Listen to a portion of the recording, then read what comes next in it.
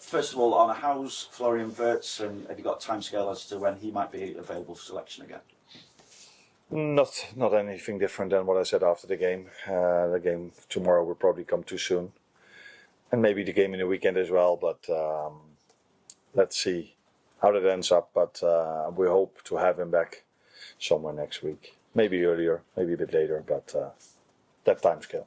Just wanted to compare a couple of decisions that we've seen lately. Obviously, we saw the situation where Mark Gay appeared to pull back Mo Salah when he played Manchester City. Yesterday, when Manchester United played Crystal Palace, we saw a foul on the edge of the box into the penalty area, a penalty awarded, and a red card given in that situation. Obviously, the Gay pullback, there wasn't a red card. It was not a red card. No. Yeah. How do you compare them?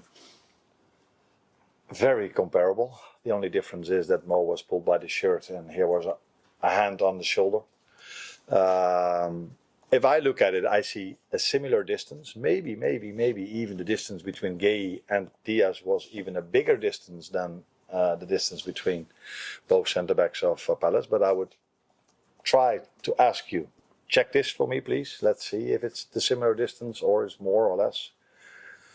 So the moment when I saw it, because I saw it live, I thought, knowing what has happened with us in that situation, VAR is probably checking if it is even a penalty or if it's in or outside the box. But he will never, ever give a red card for this. And this is what I sometimes hold against VAR, because every time when the Premier League comes in, they tell me that there were only 2 wrong decisions over a whole season. But I hold this against VAR. You are expecting, because in both situations it's VAR interference. So 9 or 10 times in football, there's the difference between referee has given a red card. Okay, I stay away from it. I accept his decision. Or referee did nothing. I stay away from it because I accept his decision. But in both situations, the referee did not give a red card. And in one situation, he overturned it to a red card. That is, for me, either one of the two is a mistake. So then when you come in the end of the season, you have to say, okay, we made more than only 1 or 2 mistakes. But what they mean with a mistake is if the VAR overturned it in the wrong way. Yeah, I can expect that there indeed 2 is already a lot then. Surprisingly, this was a red card. No, this was not surprisingly a red card. This is for me a red card. Because I said so many times that it was clear for me that the one from Quay was a red card as well. But I wasn't backed up by everyone. I wonder, what did the panel say? Do we know? I think the panel said afterwards that the correct decision is made by. We're expecting the panel now to say 5 times wrong decision made by VAR and a referee. What frustration then is there if you're seeing inconsistencies? No, of course there's a frustration, because that's not the first time. This is such a clear example because it happened so short ago that you are now, ooh. But I would like you to remember on the goal disallowed from us at City, the header, and 1 week later we played against Forest, or 2 weeks, I don't know, and exactly the similar situation, and the goal was allowed. So it's not for the first time, but I've said also many times, we have to make sure that we don't depend on these decisions. We're better than that, and we just win our games by being so good that even if decisions go against you, which sometimes happen in football, I'm not saying since I'm here for 1.5 years, everything has gone against us. That's not true. But sometimes decisions go against you, and you have to make sure that it doesn't hurt you. Since the game against City, though, it's a 100% record, and it feels like you've got Champions League qualification in your own hands now. How do you see it, particularly when last 4 games of the season you've got United, Chelsea, Villa and Brentford? Yeah, what an impact it could have had if the right decision was made for our position in league, but also what that would mean to the league table, not only for us, but I think other clubs were hoping that that would have been a red card as well. We are playing Wolves tomorrow, and they've shown recently that they do much better, or getting more results from what they deserve, because I think throughout the whole season they've hardly been beaten by big goal differences. So that tells you that they're a competitive team throughout the whole season, and recently they pick up points and even a win against Villa. So we know that we again are going to face a difficult game tomorrow. Morning. I suppose it's quite an unusual situation playing against the same team twice in 3 days. What challenges does that provide for you as a manager, particularly with things like selection? It's not unusual that we play 3 games in 7 days for us. That's probably the 4th or 5th time this season that we have to do this. Does it bring a challenge maybe for the second game a little bit more, because then you know even better what to expect? But that I also like, mainly that I like on Champions League, because the first time you play each other, mainly in Champions League, you don't play each other that much. So it's a bit new, but the second time you can prepare your team even better. Especially if the team does the same, the team you face does the same again. So, but now being in the Premier League, we played them already once. You see a lot of games of them because they play against teams that we are facing as well. You know each other that well that I don't see that much difference between playing each other twice in 3 days or that there's a longer period in between. Saw the importance of set pieces again in the Premier League over the weekend. There's so much sort of grappling and holding at corners. Does that need to be looked at, or is it impossible to police that? No, not everywhere you see that holding, but indeed in some games you see that a lot in set pieces. I said after the game we played, I said something about the difference between us and Arsenal, going from 23 goals, including penalties, being down, and us scoring 3. I said probably we will now make the gap a bit smaller. But it was only 1 goal difference because they scored twice. Yeah, it is the new reality of the Premier League, mainly this season. Last season already a little bit, but mainly this season. And yeah, indeed, in some games you see a lot of fouls being made, and sometimes you also see very nice corner kicks being scored. Arne, you're really well positioned now in the race for the Champions League places, and we're coming into the final quarter of the season. How do you assess things? I mean, you said a few weeks ago the record would have to be almost perfect, and even if the performances haven't been, the results certainly have. Can you feel it, things beginning to turn in your favour, and maybe that will give an added inner confidence to the players with so much having gone against them before that? No, that last thing is definitely true, what you are saying, that so many things have gone against us this season.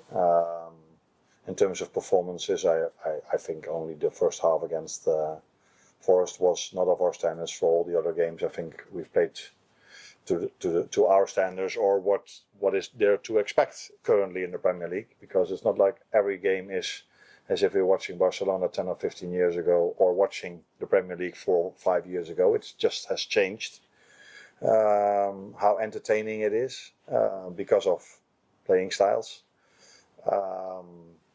We are well placed now, but 2 weeks ago you didn't ask that question, but you could have asked the question. You're not so well placed, so things can change really fast, depending also who you play yourself, who the other teams play. We're really close together with a few teams, and things can change every single match day because of who you face yourself and who the other team is facing. So we, as all the other teams do as well, focus on our next game, on ourselves, and we know that every game has been difficult for us throughout the whole season, and that's what we expect in the upcoming 10 as well. Given the problems that you've had in the right back position, how important can it be between now and the end of the season to have Jeremy Frimpong back fit again? And we know how influential he can be, and he can be a game changer for you on occasion. So how important can he be, and how difficult, given his recent record with injuries, how do you manage that? I don't think the only position we struggled was the right fullback position. I think it's been in more positions, but right fullback is probably the one that stands out most. Having Jeremy back is really nice, but indeed what you are saying does go through your mind because of the fact we play 3 games in 7 days. Because if we play Galatasaray, we have the early kickoff afterwards in Brighton, 12:15. So those things you all have to take into account, especially with players who come back from injuries. But we also know the importance of every single game, and that is a challenge. Performance staff, the player himself, the manager has, but I'm not the only one who has that. I prefer to have this problem, to manage how many minutes do I have to give him, than to see him with the medical staff doing his recovery. Thank you. I know you said in the past that goals aren't the only metric you judge players by, but I just wondered how important that goal was for Cody at the weekend, because he was coming under a bit of scrutiny in terms of his output. And you said on Friday that when we were talking about Mo, that he wasn't the only one on the forward line who wasn't scoring. So particularly for Cody, how important was that goal for his confidence? Now, as you correctly say, I don't judge them only on the goals they score. I judge them on different things as well. So attackers are also judged on the fact if we keep a clean sheet. As defenders are judged by the fact if we can score from open play, because they have to create promising situations for our attackers. But for our attackers, I know how they think and what they want, and that is scoring goals. So I was happy because I think it was the 4-1, if I'm correct. Yeah, it was a 4-1. So that gave us even a more comfortable cushion, but even more happy for him to score because I think he needed that goal, as you correctly say. Have you noticed then that his confidence was struggling? But you say he needed that goal. Have you had to try to boost his confidence in some way? No, I don't think his confidence was gone or away or whatever in that regard. But I did saw a few times recently that he made maybe different decisions than I'm used of him, and that doesn't always have to mean that it's a lack of confidence. But I think when players are not scoring at a certain longer and longer, they start to think more about direction, and thinking is usually not the best way to. Yeah, that's not completely true. You need to think, but overthinking is not the best thing you can do. But I think that's something different than confidence, because these players, if it's Cody or Mo or whoever they are, they know that they can have a certain spell without scoring, but they know they've had this before in their careers. They will eventually start scoring again. But there are periods of time where you don't put that much effort in, but the ball just falls to you and you can score. And there are periods of time in your career where you try so hard. Trying too hard or overthinking is usually not the best thing to score a goal. When Wolves played against Arsenal and Aston Villa recently, their setup was quite narrow. They looked to congest the centre of the pitch, and considering you're going to be missing a creative talent in the centre like Florian Wirtz, does that put more emphasis on the wider areas to try and create some creativity? No, I don't think Wolves is an exception to that. I think all the teams, but that is not this year for the first time. All the teams try to protect the centre. Why? Because the goal is in the middle. So it's quite smart to protect the middle as much as you can. So there's a lot of you rely a lot, especially if you have the ball a lot and you face low blocks. You rely a lot on your combination play on the sides, so fullback, winger, with the help sometimes of a midfielder. And I think that has become clear in modern football that wingers, fullbacks, are very influential in open play chance creation. Yeah. Do you think that might have an influence on whether or not you do use Jeremy Frimpong for this here, someone who has that trickery and, as you said before, is very good in one-on-one situations? Yeah, no, that definitely goes through my mind. But the other thing is, we spoke about Jeremy, but you can also say the same about Joe Gomez, who's been out for a while, played 75 minutes for the second time. The last start he had before this weekend was against West Ham 3 or 4 months ago. So these are all the things which is our situation this season. And in the meantime, I think the players handle that really well. Hi, Arne. Dominic or Milos? Who is it this time? Pardon me? Dominic or Milos? Who is it this time? No. Oh, okay. You can answer after this about that. But I'm more curious about how do you face 2 games against the same opponent in a short span and on the same pitch. So how do you balance both without losing focus on either? No, I don't think we're in a position to lose focus. No one is at this period of time. Everyone is fighting for something, and we have to fight really hard in the league to get in the end what we want now, and that's to qualify for Champions League. And there's an FA Cup to play for, so the focus will definitely be there. The only difference indeed is between playing each other in such short notice is that it's twice on their ground, where usually when you play in Europe you once have a home and an away game. But it is the situation we are facing now, and it's maybe the only person where it's helpful for is our analyst and myself, because usually you watch a lot of games from the opponent. Now we've done this before this one, but before the next one we probably focus mainly on one game, and that's the one of tomorrow morning. So it saves me a bit of time maybe in the upcoming days. All right. So can you tell me? That time the will be news used for Galatasaray probably, but sorry. So can you tell me now the news about Milos and Dom, if you have some? I don't think there's any news about them. They're fit, and so that's a better question. yeah. No, they're both in a good place. So both played 90 in the last game. Yeah. So ready to go again. Sorry.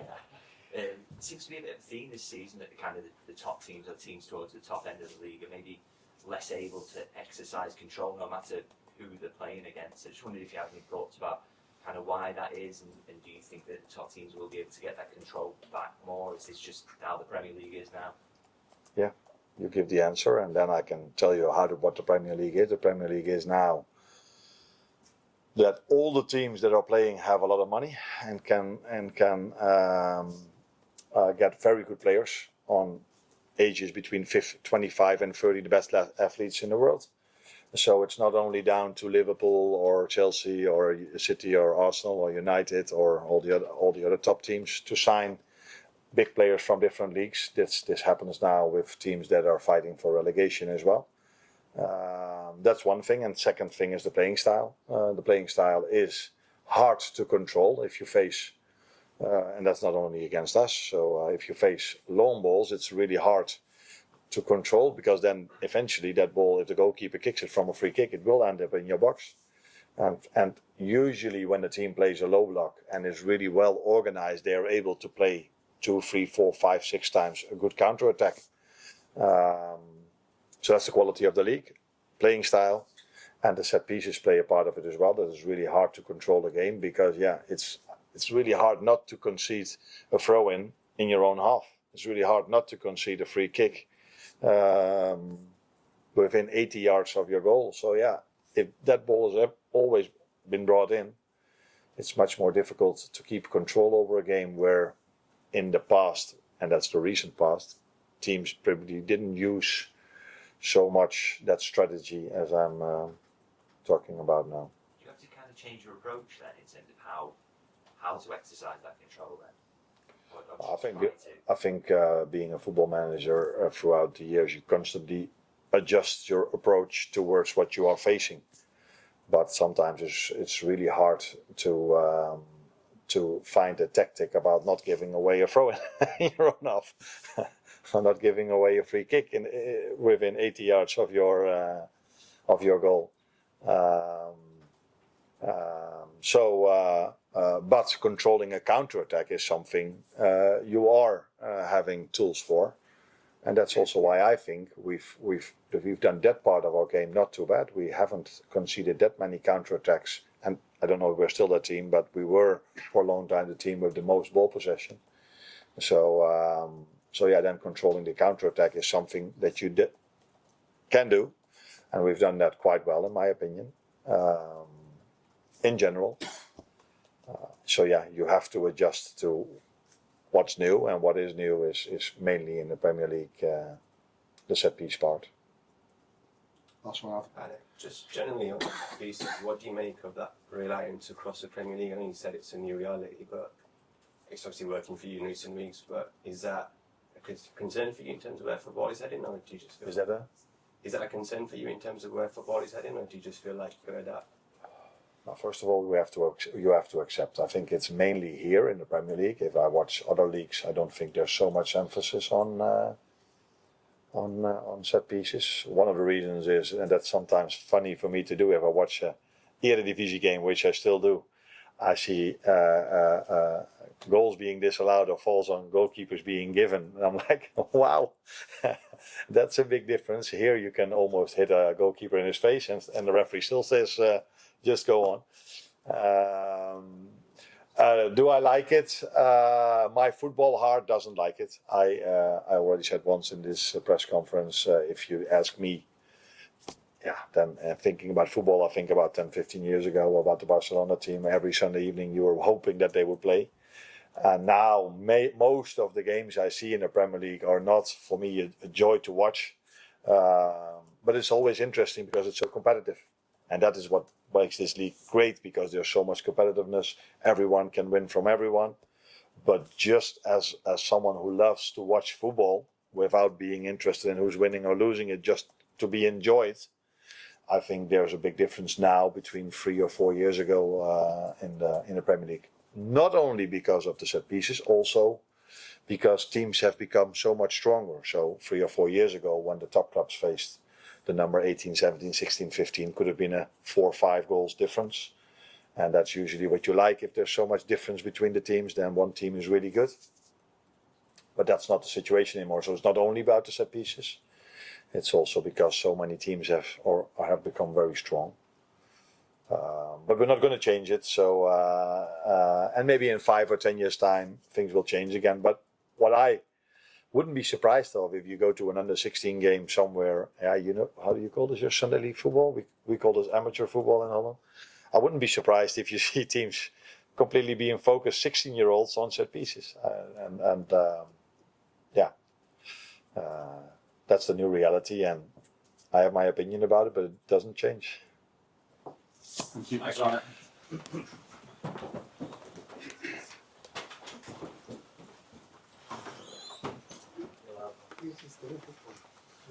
Stand up.